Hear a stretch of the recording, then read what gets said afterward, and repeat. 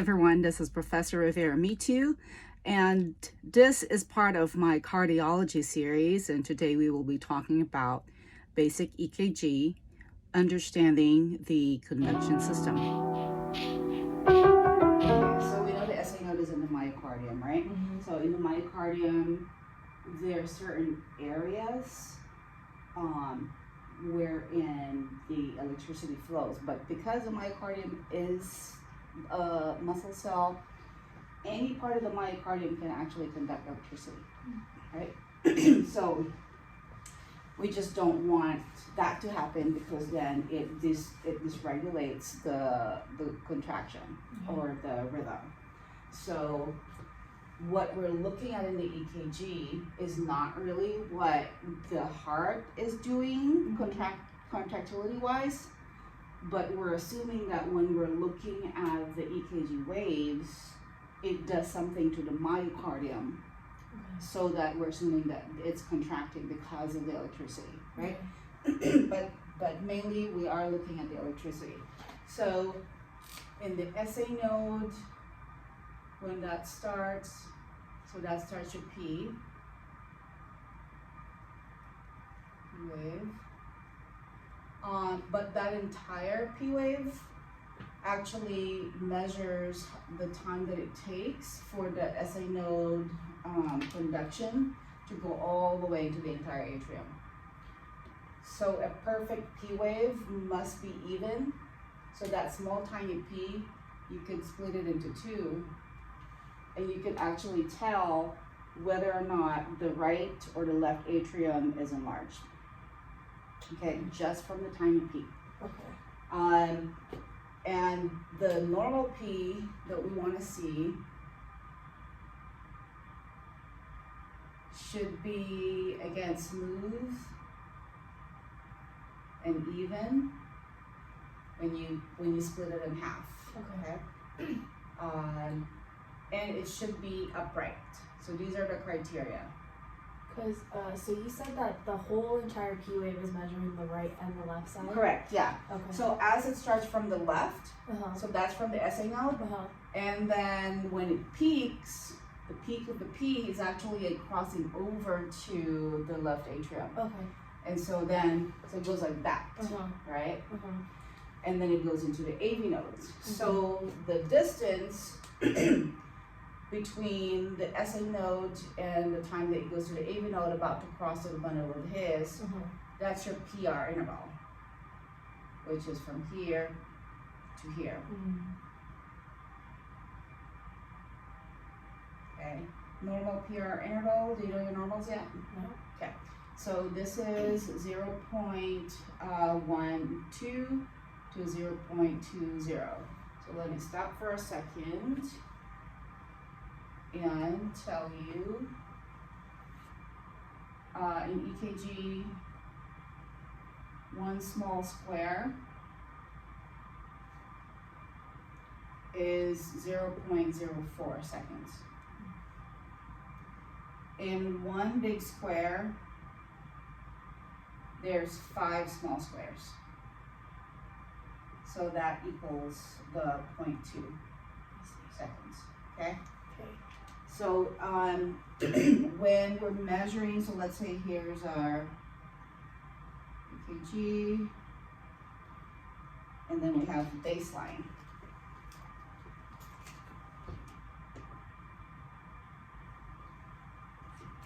So when I say upright, what I mean is it's the positive side. Okay. So this is the positive side, this is the negative side. Okay. Going up and down, we're measuring 2 things. So if it's vertical, we're measuring the amplitude,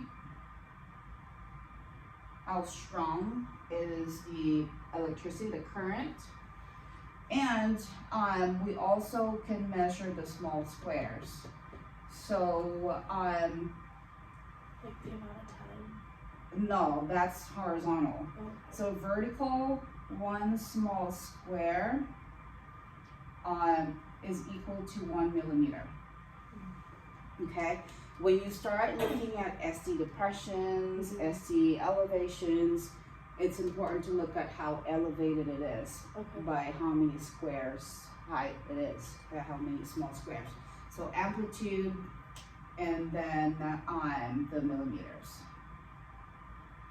And then this way is time. Okay.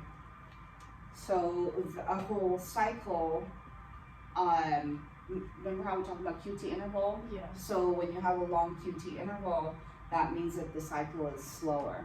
It takes longer for the conduction system to go through its normal course. Okay. Which means there's something wrong. Yeah. Okay, if it goes beyond your normal values. So PR interval is that, and that's from, again, from the SA node to the AV node. This is 2. And then we go into the ventricles, which is, of course, your QRS complex, right? So from the time that Q begins, even though there's no Q there, to the R, to the S, and to the time that it comes back up to the J point. Okay. So this is your QRS complex. Do you need anything, Karen? No.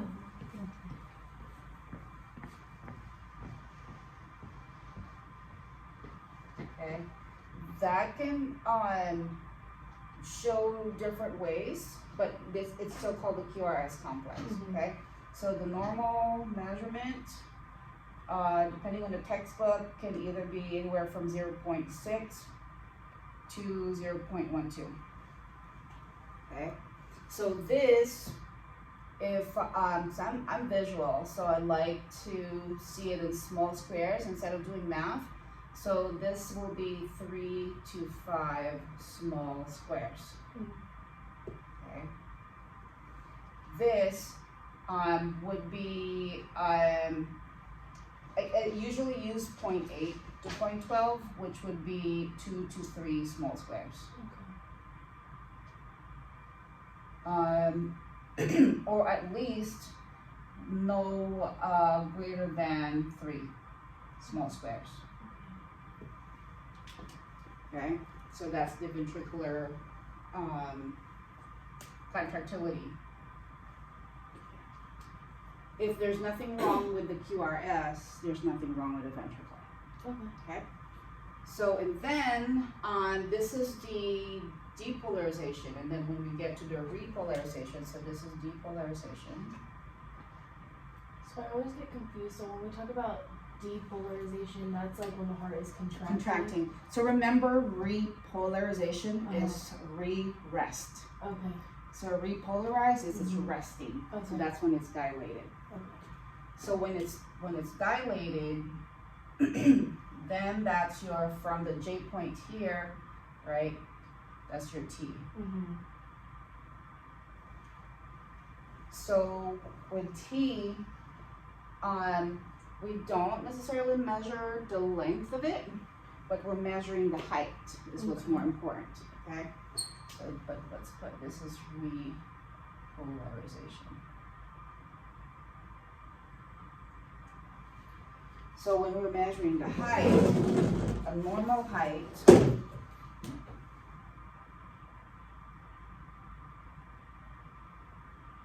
should be 1/4 to 1/3 of the R wave. In lead 2.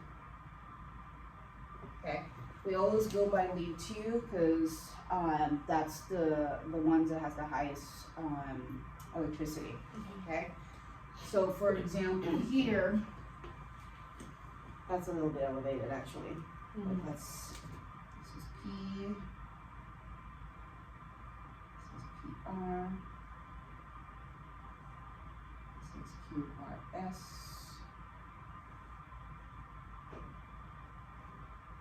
And then this is the ST segment. Okay, and that's a T. So I'll come back to the ST segment in a minute. So when the T wave is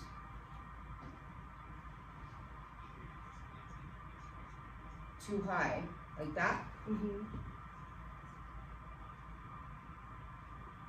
if tall T wave, we're looking at two things. So it could possibly be hyperkalemia if it's diffused. So when I say diffused, what I mean is if we did a 12-lead EKG, it's gonna look the same in all the leads. It's diffused because the problem is not in the heart, it's in the blood, right? Because there's too much potassium. So just like a consistent elevation. Yeah, so you look everywhere and it's all elevated. If it's local to a certain area, so that's not hyperkalemia. So that could be MI. Okay, so MI is not always just the ST elevation, it could be the T peak as well. Okay, so then if it's too low, so let's say a QRS, and then, or upside down, if it's upside down like that, or flat, okay? So if flat or inverted, again, two things. So if it's diffuse, hypokalemia.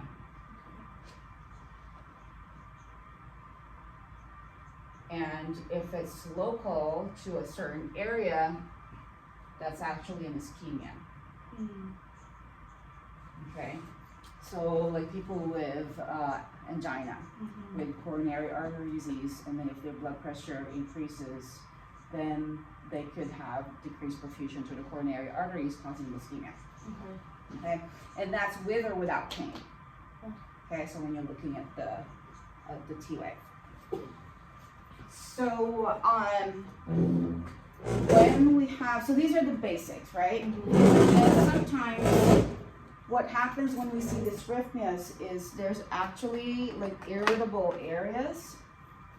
For example, if we see, I told you the myocardium is a muscle, so if there's certain areas on that will fire electricity outside of the conduction system, that's when you get dysrhythmias. Okay? So these are called irritable foci.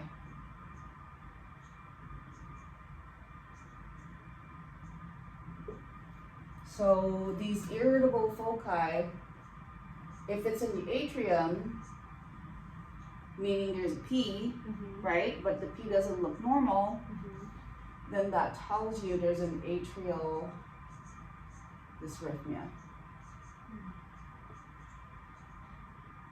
So it could be that the P is pointy like that, okay, or there's a lot of P's and then one QRS, okay?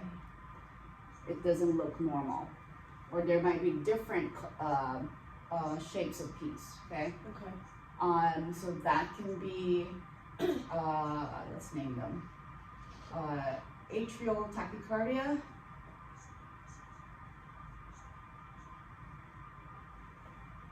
or it could be atrial flutter, or atrial fibrillation. Those are the most common ones. Is there ever P wave elevation, like if there's too much electricity? Not so much elevation, but it will change. So for example, let's say it looked like this. So this is higher, right, on here? Yeah. So that tells me there's right atrium enlargement. Because we could tell it's a little bit taller than the left side? Correct. Okay. Yeah. So, so again, the rule is if you split it, it should be even. If it's not even, there's an enlargement in size. So remember, and it says, so amplitude, the higher that is, the more electricity it had to provide, right? Why does it provide higher currency than it should? Usually because that part is larger. Okay. So there's more square meters, if you will, to have to fire in order for it to contract. It needs higher power more. because it's bigger. Okay, Nice. it's bigger or it's weaker, Mm. right? So it needs more power for it to contract. Like a compensation. I Yeah, guess. yeah. So when you see tall waves like that, taller than what it should, like the R wave in left ventricular hypertrophy, it goes really tall. Because it needs more power to contract the ventricle, because usually LVH is heart failure, right? So, but not that it's going to be like taller, right? So, in the ATAC, you might also hear MFAT. So MFAT is multifocal ATAC. Okay, when you hear the word multifocal, remember how I said this is an irritable, these are irritable foci? Yeah. So foci is plural, focus is singular, right?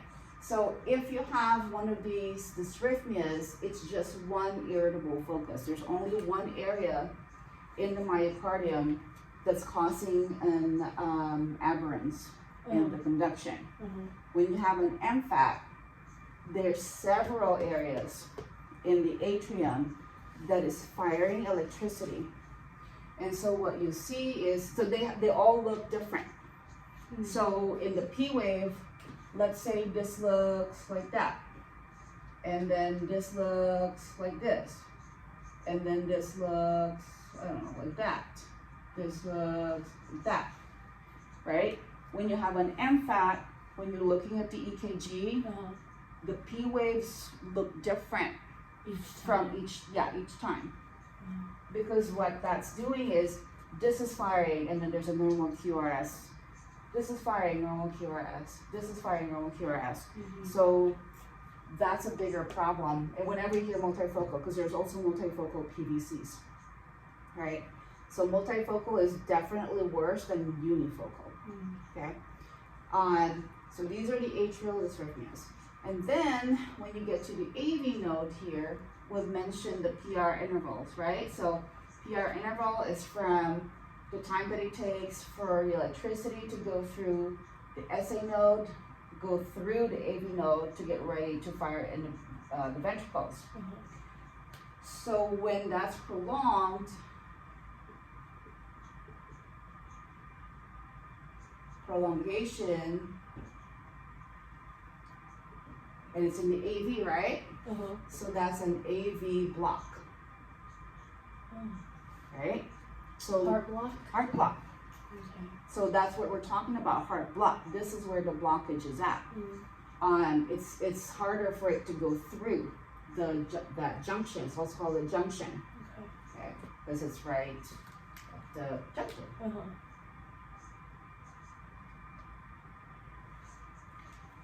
So there's 3 kinds of block. There's first degree, second degree has 2 kinds. There's Mobitz 1, and there's Mobitz 2. Okay. Mobitz 1 is also called Winky block. And then there's third degree. The higher the degree, the worse. Okay. So because this is a block, this is longer, that means it's slower, right? So technically, it's a type of a bradycardia. Okay. So what the main thing that they have in common is that the PR is prolonged or abnormal. Okay. So in first degree, however, the PR interval is prolonged. These are the key words, prolonged, but it's consistent. So meaning when you measure it, it's greater than 0.2, But when you mark them all out in an EKG, and later on we might have time to go next door and I'll show you in the spring. In the EKG, they're all the same. You know, like we usually get paper, mark the beginning of the P and the R, and then I just align them with the other PR intervals to see if they're all consistent. Okay. So if that's the only issue, that's just first degree. Pretty benign. I see it all the time in the elderly. No big deal. My boyfriend actually has that. Yeah, benign. No worries. Yeah. You know, we can't all be perfect, so that's his imperfection. It's just, it was a little scary. I mean, you hear heart blocking, you think. Yeah, no, not, so your next question should always be, well, what degree? Okay, if it's just first, don't worry about it. When you get to this, then we get a little concerned, okay? And even here, again, Mobitz 1, Mobitz 2 is more severe than Mobitz 1 because it's kind of getting closer to third degree, right? So, with Mobitz 1, these are the keywords. The PR interval prolongs, right? It has a progression, progressively. Okay, and then there will be a QRS drop. Okay. So this is the one that goes long, longer, longest, and then it drops, the QRS. So what happens in Mobitz 1 is the SA node fires, right? And then it goes to the AV node, lets it through. Second time it fires, goes to the AV node, but there's a problem there, so it's a little bit slower for it to go through to the ventricle. The next time it fires again, and again there's a problem there, so now it's taking a lot longer to go to the ventricle. Next time it fires again, it goes to the AV node, but because that's broken, the current doesn't go down to the ventricle. So therefore, you don't see a QRS. It's just flat? Yes, it's flat. So you're gonna have missing QRSs, okay? But it follows that long, longer, longest, and then it drops. It could be long, longer, drop. Or long, longer, longest, more longest, and then drop. But it has to follow that pattern for it to be type 1. And then it just restarts? Correct, yeah. And then the more it happens, you're worried because it might go into Mobitz 2, right? So what's the problem? If there's no QRS, the ventricle is not contracting, so that means no cardiac output, right? So that's why we're concerned about this, because here there's no problem with the QRS, okay? And then, so Mobitz 2, the PR interval is either consistently prolonged or normal. Okay. So some people think that because it's a block that it's always prolonged, it can actually be normal PR interval. But the problem is there's still that QRS drop. Okay, so what you might see, it's actually not called a QRS drop, it's called a non-conductive P wave.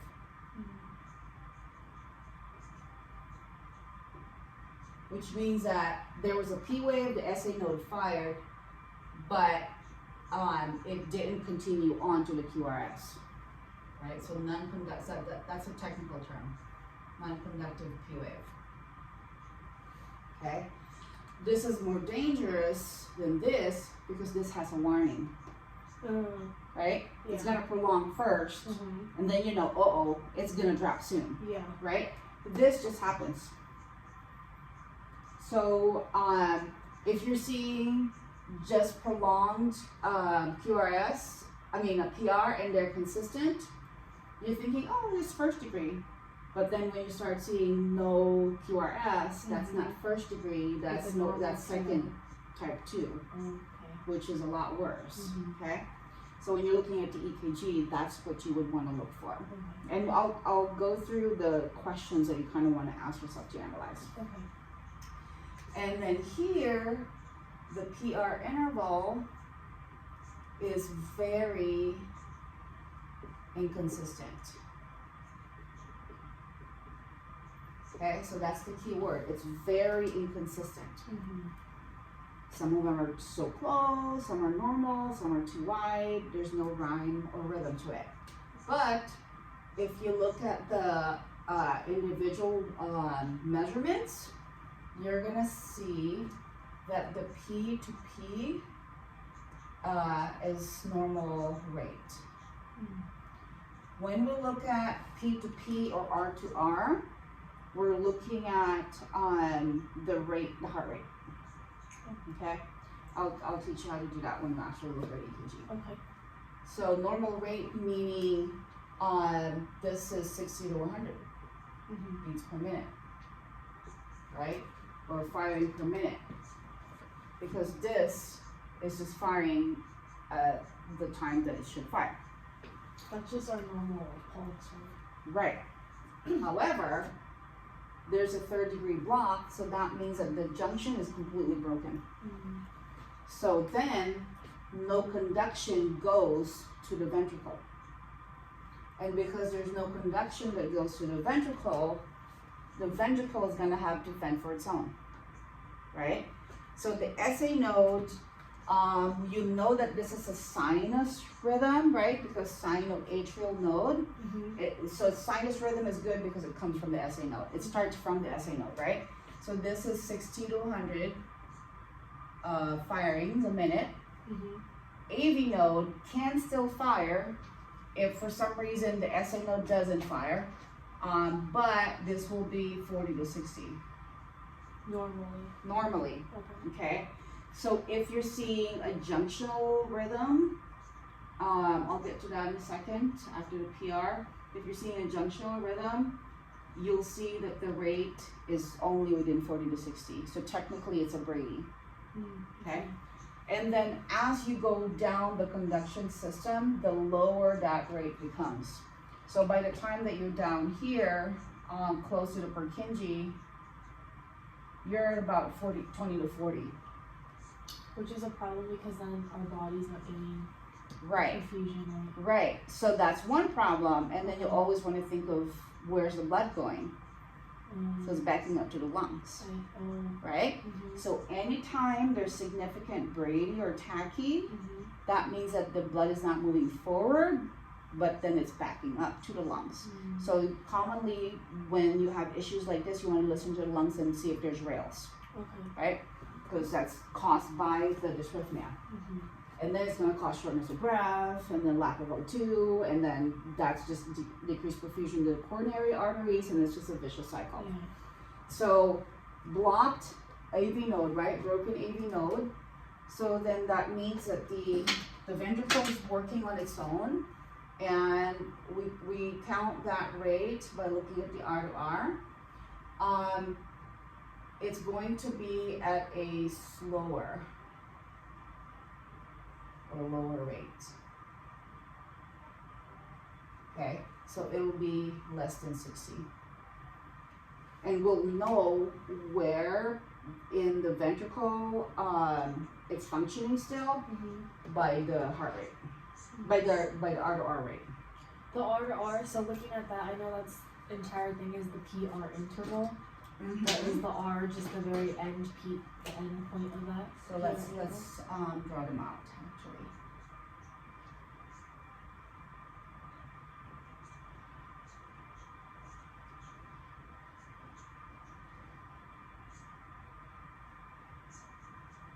Okay, so when I say P to P, Mm-hmm. this is the beginning of the P, right? Uh-huh. And then this is the beginning of the P. Mm-hmm. So we measure that. Okay. And then when you measure that and then you walk it out, it Mhm. should be the same. 60 to 100. Uh-huh. Mhm. So two things.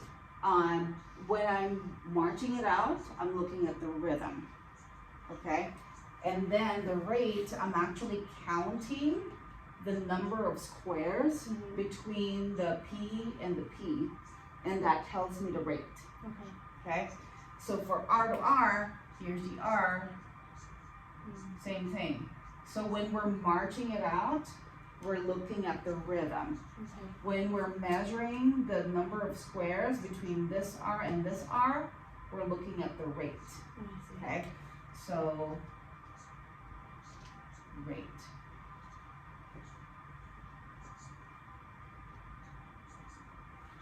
Okay, and then, the rhythm for both is regular.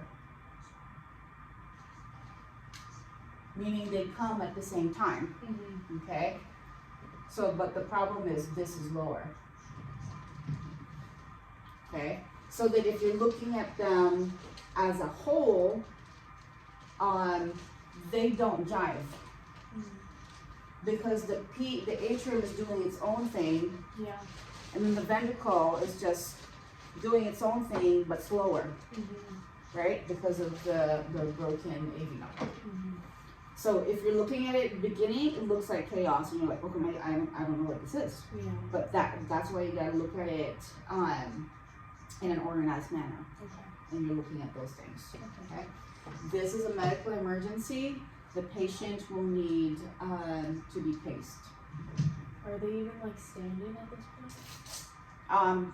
That's a good question, depending on how bad it is, right? So depending on how much cardiac output the patient has.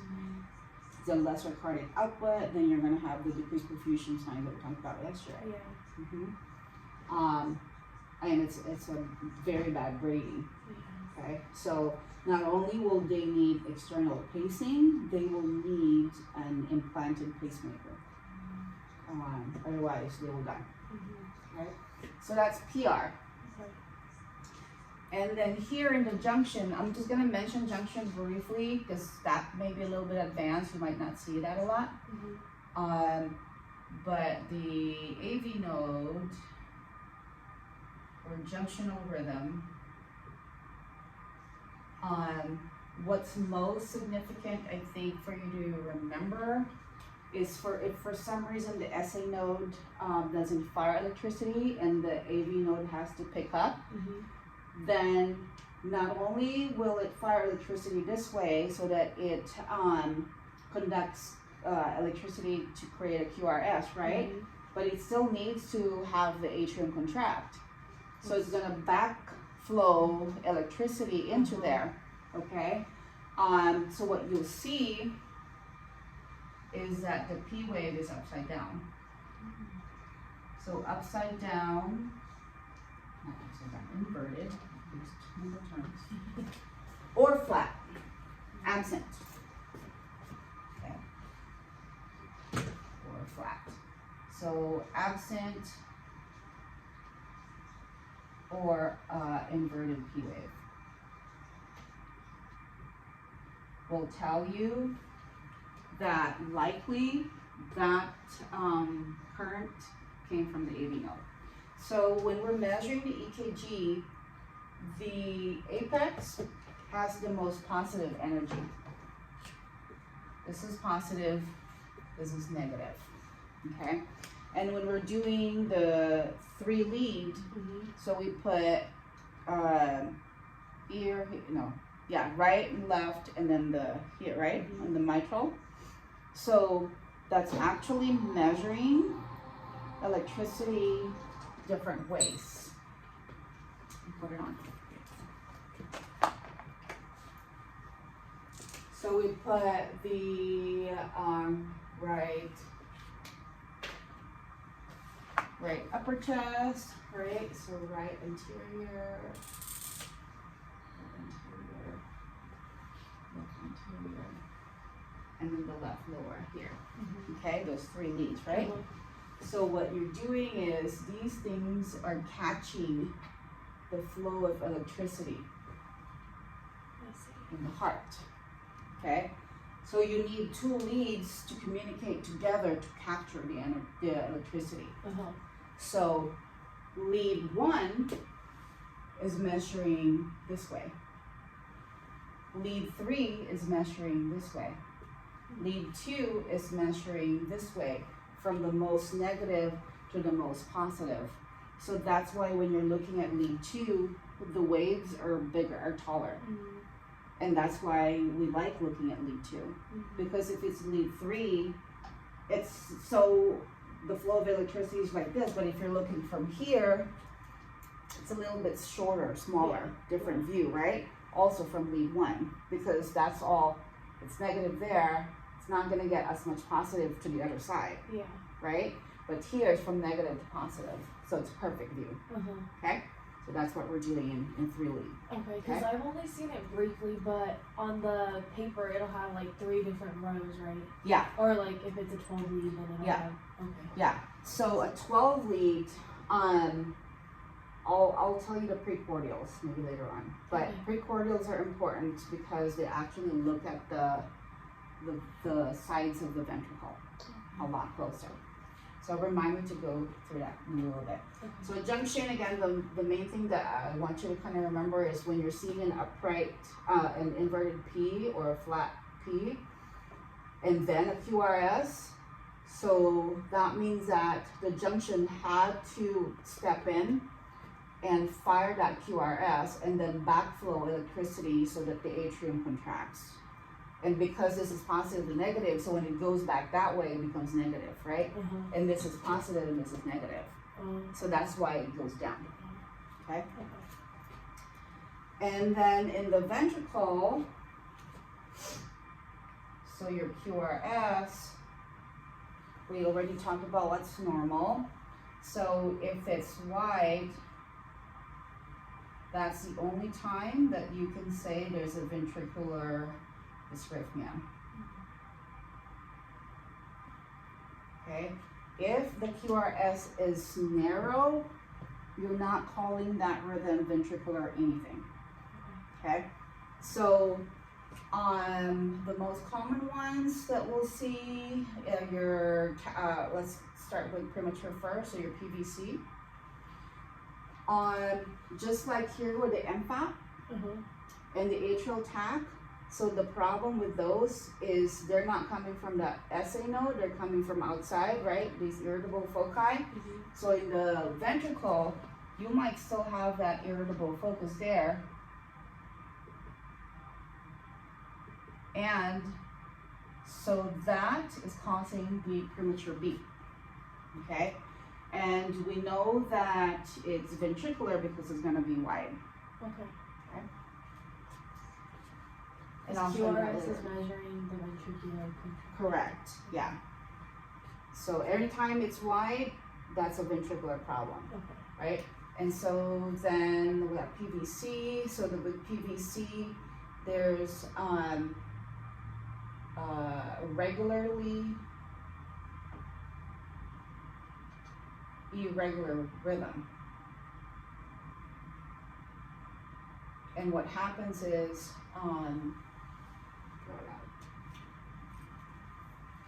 so you have the P, QRS, T, right?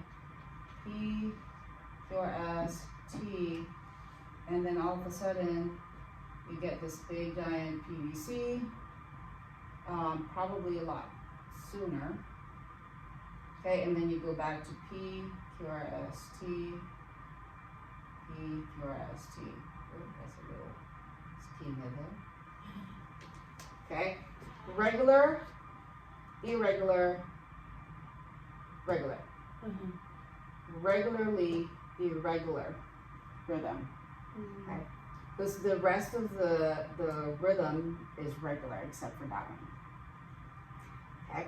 So, and then we also have our ventricular tachycardia.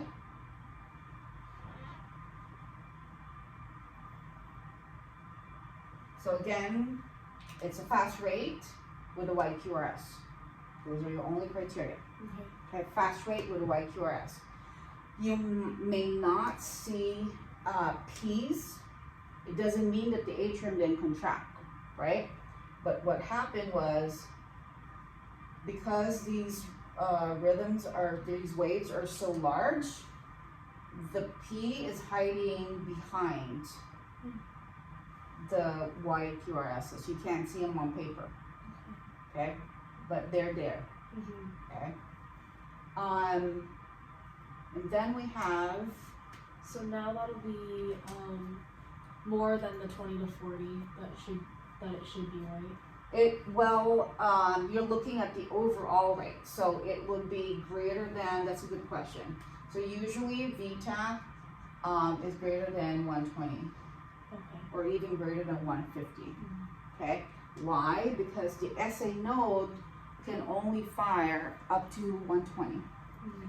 So when you're seeing a rate, even here, when you're seeing a rate that's greater than 120 or up to 150, that's likely not the SA node doing that. It's coming from one of these irritable foci. Okay.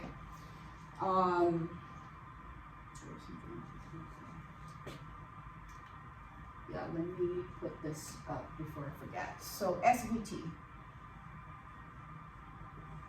Okay, so it's technically not atrial because there's no P wave, right? This is a tachycardia, so meaning a fast rate, right? But no P wave, but also narrow QRS. So you can't call it ventricular. Okay? So where that's happening is somewhere up here above the AV junction. That's why, above the ventricle. That's why we're calling it supraventricular tachycardia. We can't call it VTAC because it's narrow QRS. We can't call it ATAC because there's no P wave, right? So supraventricular tachycardia, right? And usually SVT is regular rhythm.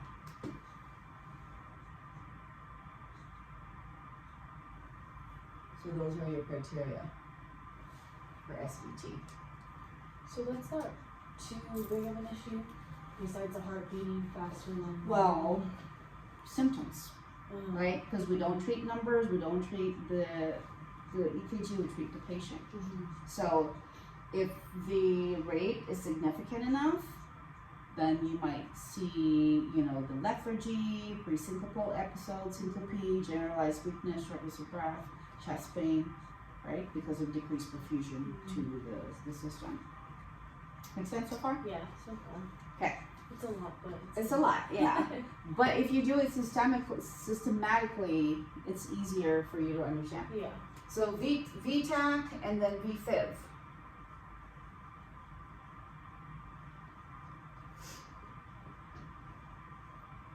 Before we go to VFib, so your PVC, if it becomes, this is mainly informational. You don't have to remember this.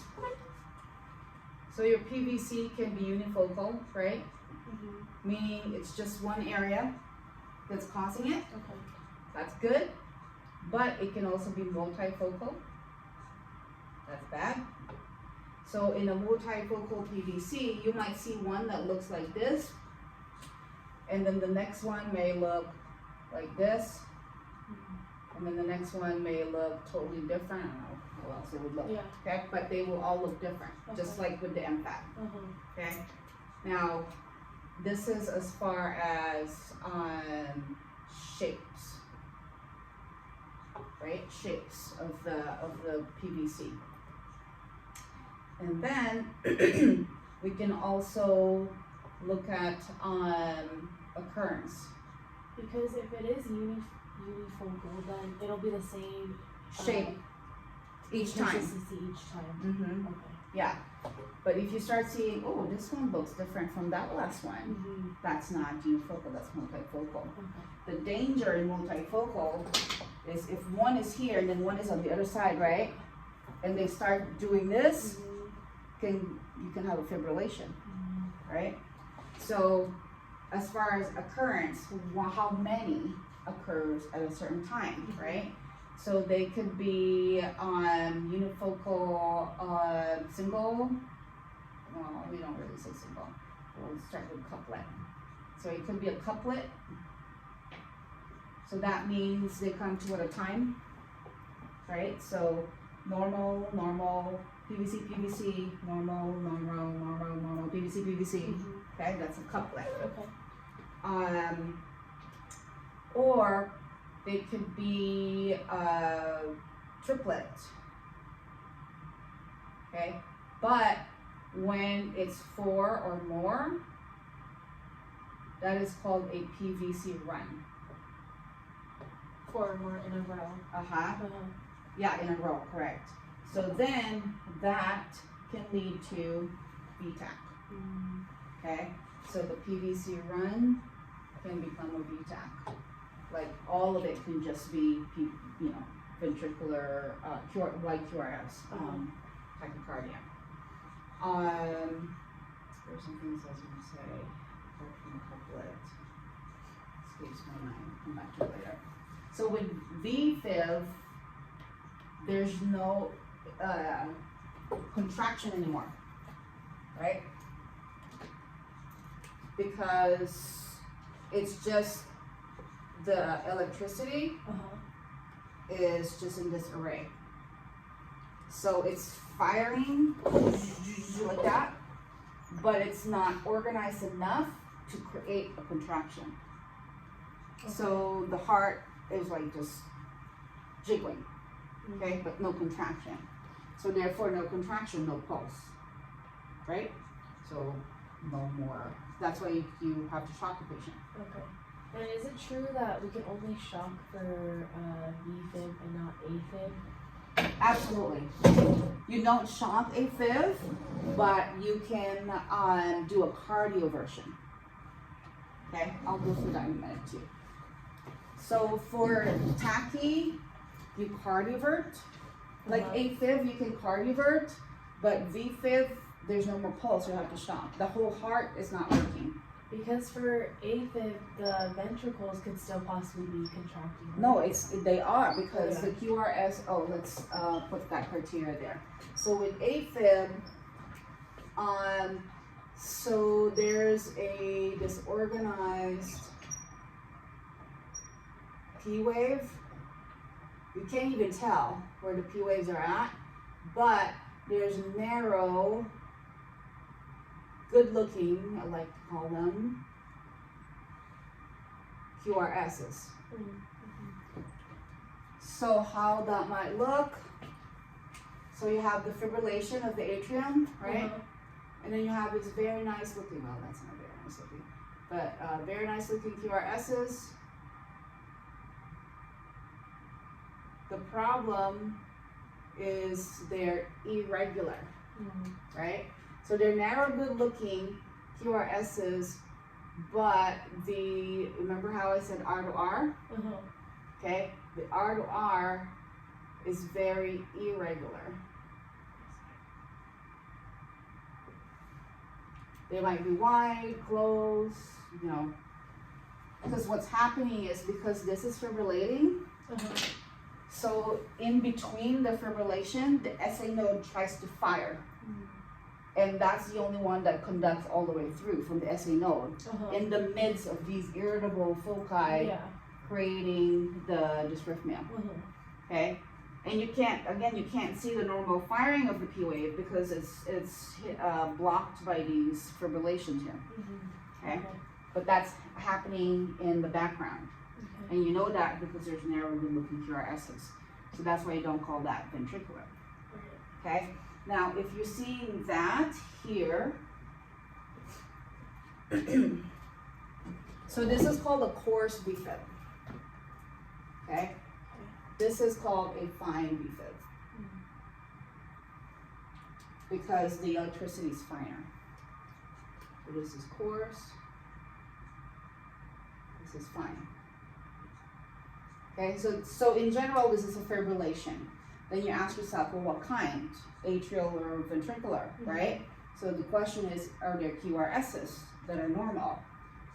If you don't see any, then that's ventricular, right? But if you were to see narrow QRSs in between, then that's not ventricular anymore, that's atrial. Okay. which is, it's bad, but it's not, the patient's alive. Right. So you can still save the patient. Number one thing in the acute onset AFib that you want to think about is stroke, right? Because when the atrium is fibrillating, the blood is not getting pumped down to the ventricles, right? So then the platelets stick together.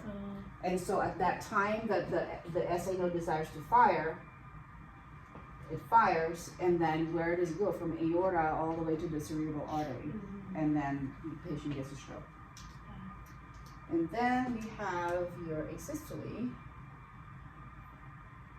So in asystole, obviously there's no more electricity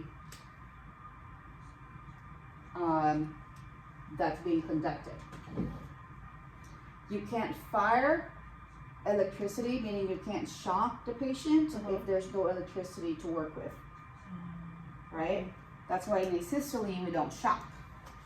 So those that's flatline. That's flatline. Okay. So those things on TV, that's just for drama. Yeah. They're like, oh, patient's flatline.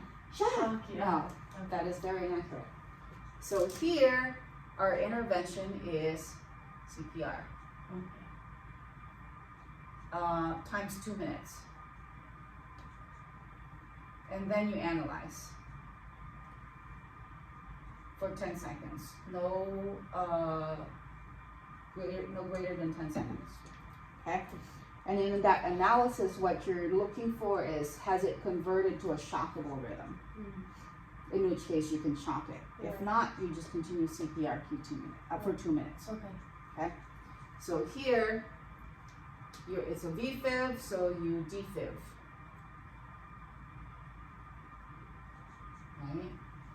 Right? VTAC, it depends. Is there a pulse or not? Okay? So if there is no pulse, so all you're seeing is electricity, right? Because that's just an electricity measurement, right? But when you try to feel the pulse, there's no pulse, then the same thing. You're going to defibrillate.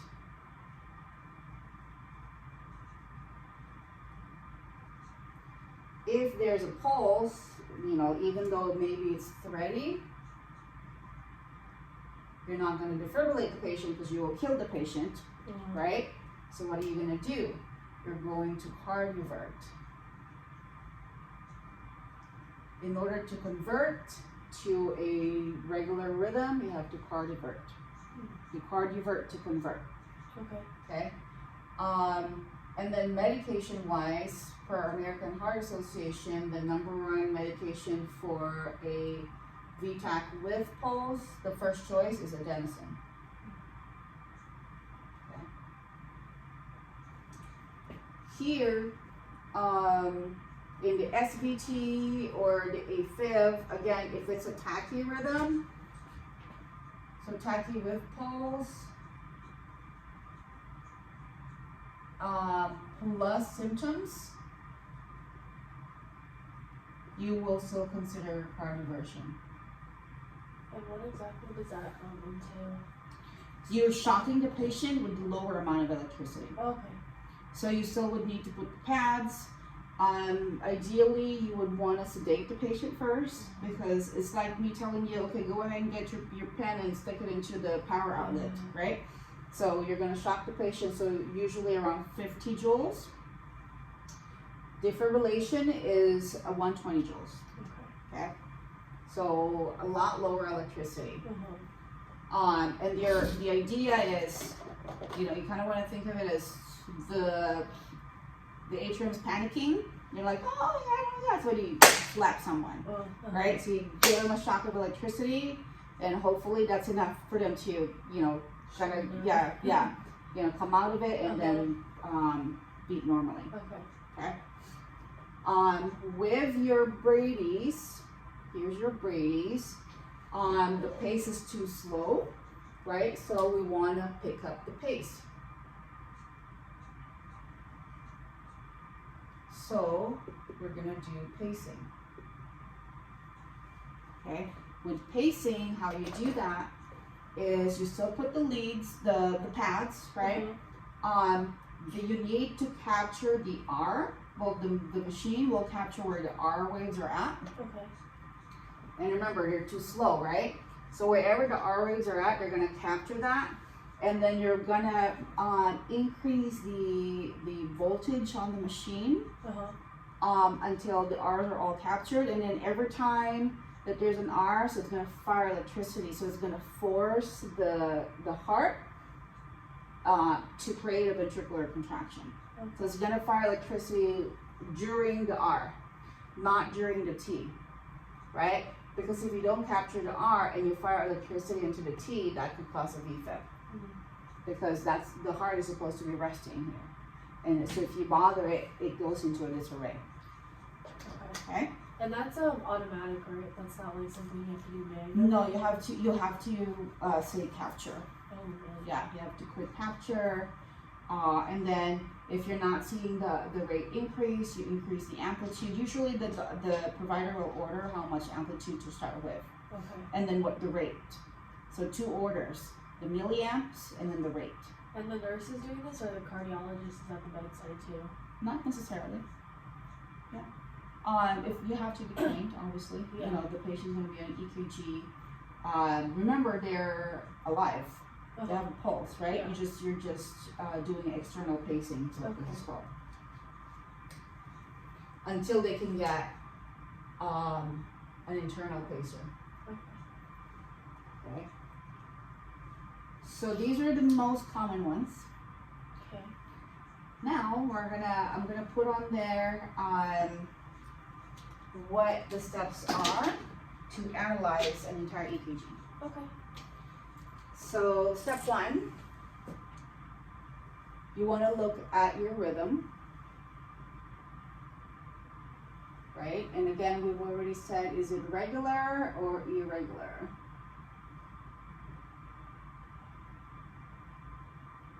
If it's regular, you count the rate by measuring the R to R, right? The squares. Measure squares from R to R. So if you're measuring the small squares,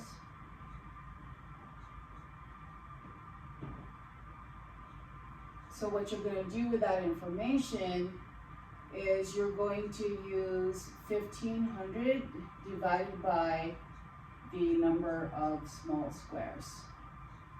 And that will give you the rate. Okay? If you're measuring the big squares, these are constant. Then you're using 300 divided by the number of big squares, and that will give you the rate. So you don't literally have to count each. No. Okay. So not in a 12 lead. Okay. So, and even in a 3 lead, you have a 6-second strip, right? You can only do that if the heart rate is regular, the rhythm is regular. Because if the rhythm is not regular, and then you count, oh, it's 60, right? It's not always going to be 60 because it's irregular. But you just took a snapshot. You're not seeing the whole thing, right? So in a 12 lead, you go to lead 2, and if it's irregular, what you do is you find the widest. Okay. You measure that, and then you find the narrowest R to R, and you measure that, and then you say the patient's heart rate ranges from this much rate, you know, the longest, which is the slowest, to this much, the fastest. Okay, because it's irregular.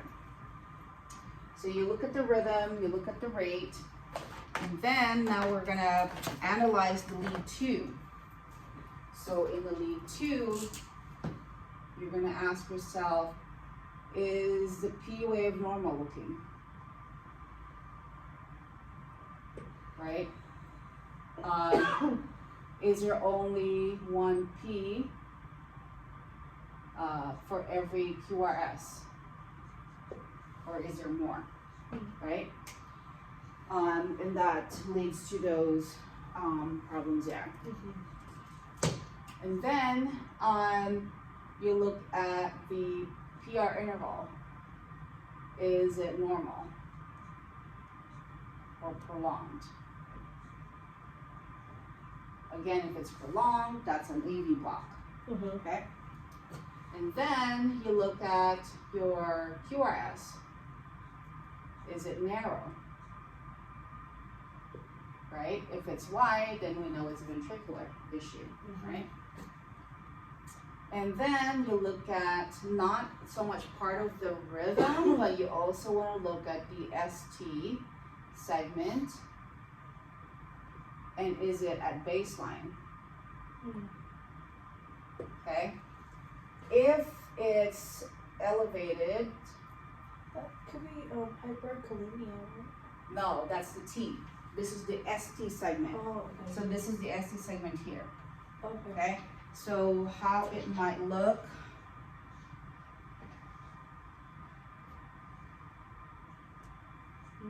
Okay. It's elevated. It's not touching. Okay. Or actually no, that's inaccurate because that might be a J point issue. J point elevation is benign. ST elevation is obviously not. So the S doesn't go down. There you go. That's much better. Tombstone, Okay. right? So that's an ST elevation.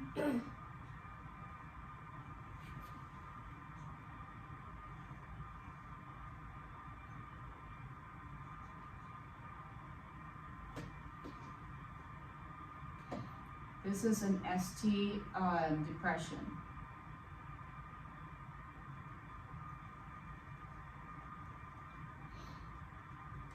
Okay, so elevated, that's a STEMI.